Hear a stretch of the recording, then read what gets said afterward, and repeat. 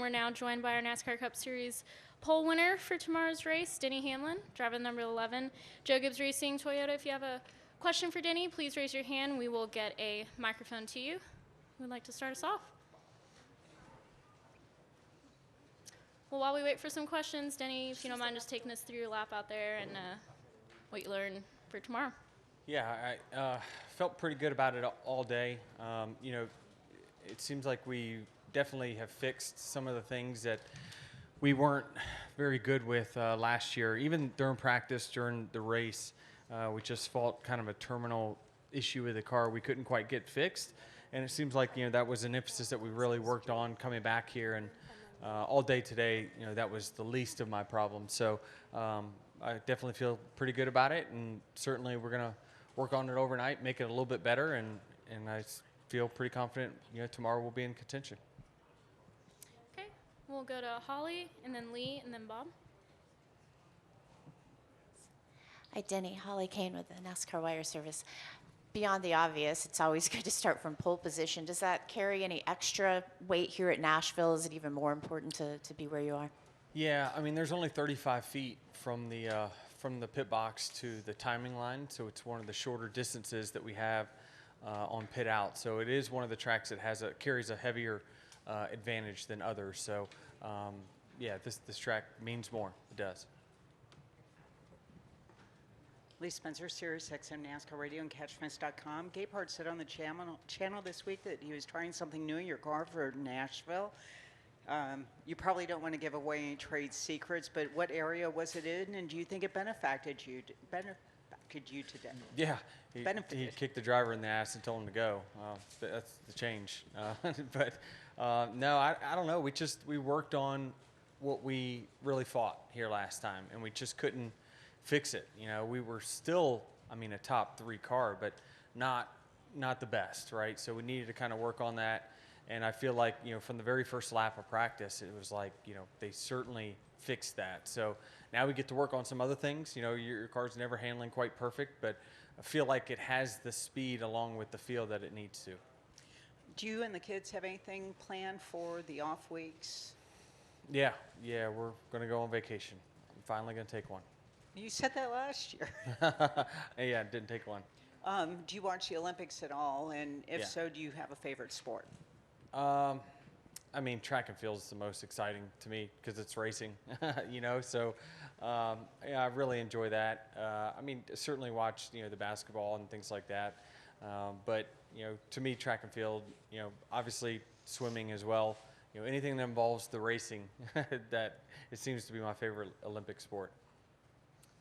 All right, we'll go to Bob, and then Nathan and Peter. Bob Parker's Fox Sports. Did you go to the meeting this morning, the driver meeting? Mm-hmm. Did you or did you guys get some explanation as far as wet weather tires and potential Mm-hmm. Richmond tires? And Yeah. Can you give us any insight? The only insight I can give is that, they kind of explained to us why they made their decisions that they made and why they were, are trying to ease their way into this.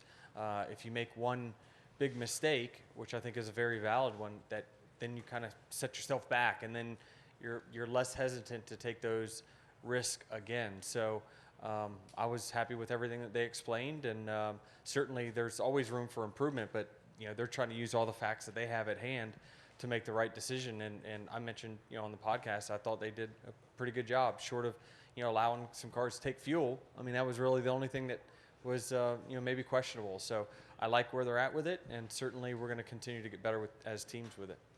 And when Bubba was in here earlier, considering where he qualified, in the events of the week, you almost expect him to be kind of combative and down, and he wasn't. He seemed somewhat upbeat even.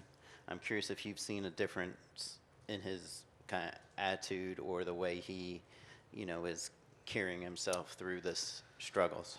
Yeah, I think he still probably is frustrated, with himself at times, with the team at times. But I think he's doing a better job of not outwardly showing that.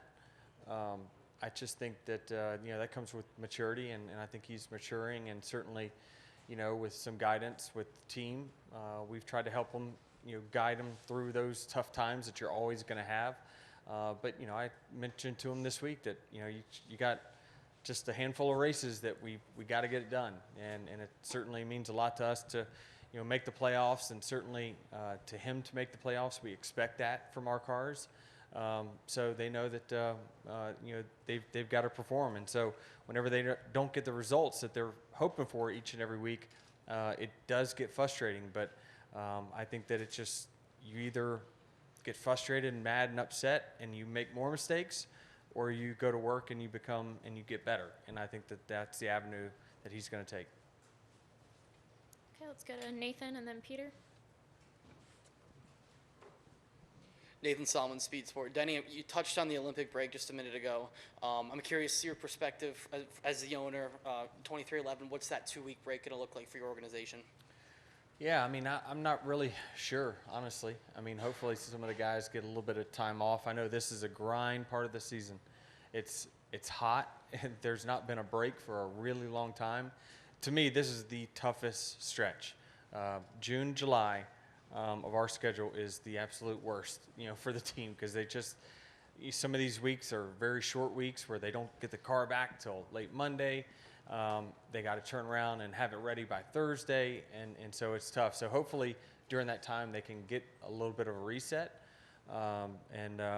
certainly we try to make sure we give our guys as much time off as we possibly can, and rotate guys in and out of the roster on a weekly basis. Peter Strada, TSJ Sports, right over here. Denny, you gained a new teammate this week in Chase Briscoe. What's your relationship like with him now, and how will it change over the next 6 months or so? Yeah, I mean, I've never really had a close relationship with Chase. I never really talked to him much. I obviously congratulate him this week and welcome him to the team. But yeah, I think that he's a person that certainly I'll be able to learn off of. I think he's got some special skill sets at certain racetracks that intrigue me. And when he gets in cars that are same as mine, certainly I'll be able to use that information to make myself better, which is what you want teammates to go out there and challenge you. Okay, let's go to Caleb and then to Reed. Caleb Barnes, FrenchStretch.com. So the last 2 years have had a night component, and obviously last year was all under the lights. How will this year in the daytime with the next-gen car, how will the race progress a little bit differently? Yeah, it's a great question. I think that the track really took a jump when it went to night in the first year. It seemed like the field was spread in the sense of there was really good cars and then there was everyone else. And then as soon as it went night, it just really squished the field all together.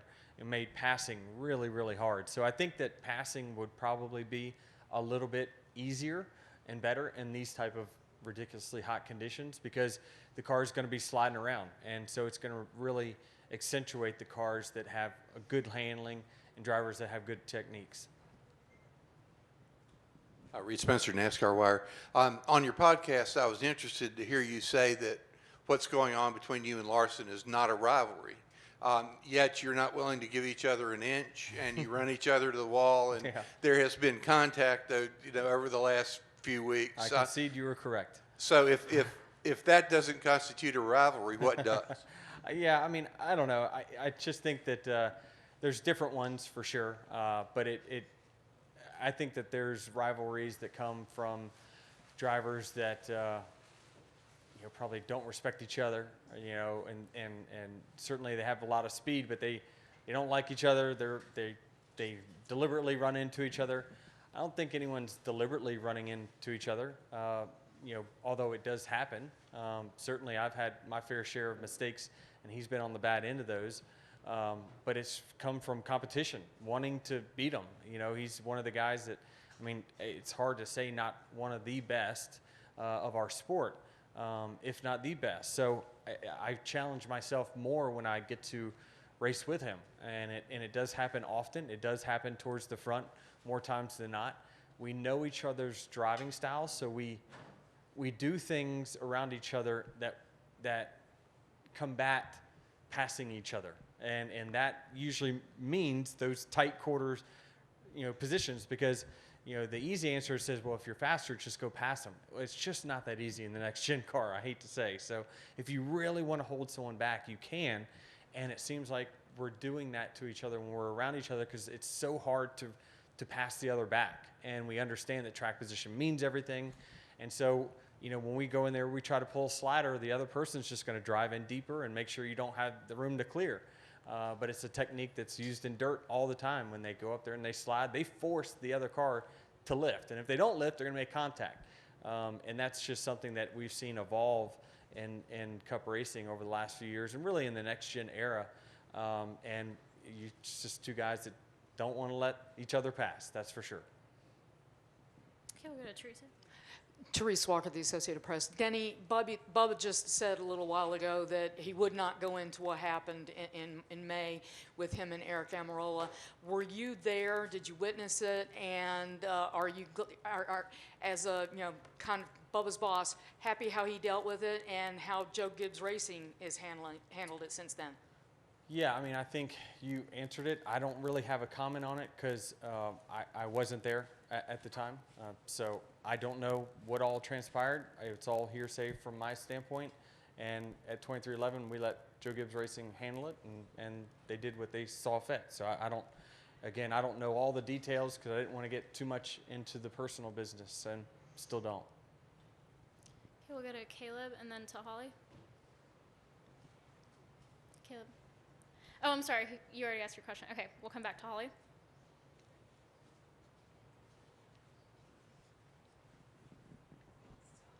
Hey, Denny, I just have a quick question. You kind of alluded to the heat. It's, been very, very hot. Does that separate you guys at all? Or there's some people that you feel are either The men and the fitter? boys will be separated tomorrow, yes. Oh, okay. Well, then we'll know. But, I mean, is it really something that, Yes. can play a factor? Fatigue will play a factor tomorrow. Yeah, I do believe that.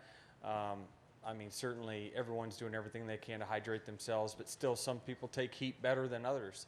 And so I think that anytime that's a factor, it has to weigh on you some way, shape, or form. So certainly it will be a factor. How big of a factor, I'm not sure. Okay, we're going to take two more questions. We're going to go to Blake, and then we're going to go in the back. Blake Smith, Cromwell Media, Owensboro. Did he talk about the process that you went through as a team to choose Nashville to be a race for the Corey Heim to run the 50 machine in? The process of picking out the race? Yeah, like what led you to Yes. choose Nashville Superspeedway for Corey? A lot of it had to do with scheduling of engines from Toyota. They've only got a certain amount of capacity and a certain amount of engines sets that they have, and so timing it out through when our other third car races were, when Jimmy was running, because 2311 and Legacy have kind of a joint pit crew, development pit crew as well. So spacing it out to where it wasn't a crazy stress on the shop was the biggest reason why. And we also looked at tracks that, okay, which tracks have the most pit stops? Where are pit stops the most important? Where is track position the most important? Where are the most passes? And if you want to let someone's skill set show, we picked a track that we feel like you can pass, and if you are good, you can make your way to the front, and you won't be held back by any of the outside factors. So that was one of the, we kind of ranked them all in that order, and we landed right here. And you made the comment on the podcast that if Martin wants to drive at Daytona, you've got a car ready for him. Any discussions on that? Yeah, they're ongoing and progressing, and we'll cross that bridge when we get there. But we're trying to plan for whatever the future might hold, and certainly I would be honored to field a car for Martin whenever he chooses to race. Thank you. Good luck this weekend. Jonathan Howard on 3.com. Over here, Danny. Too. Yep, sorry. That's all right. Between Dover and Gateway, this 11 team seemed like the best team in the Cup Series. And the last three races have kind of brought the team back down to earth. Has there been any change in your preparation, or has it just been sticking to what you guys have been doing and hoping that it comes out on the right side?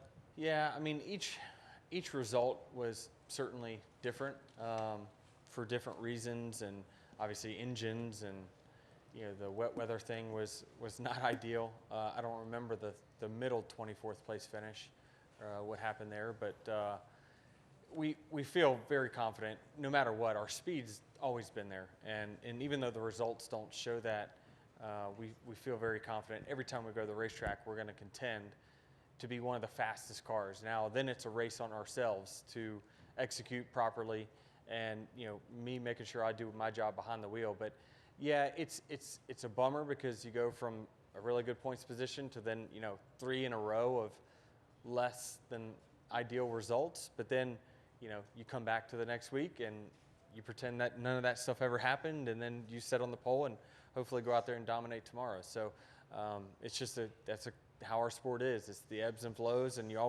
every team has these swells of performance that they don't get the results that they deserve. All right, Denny, congratulations and good luck All right, tomorrow. thank you.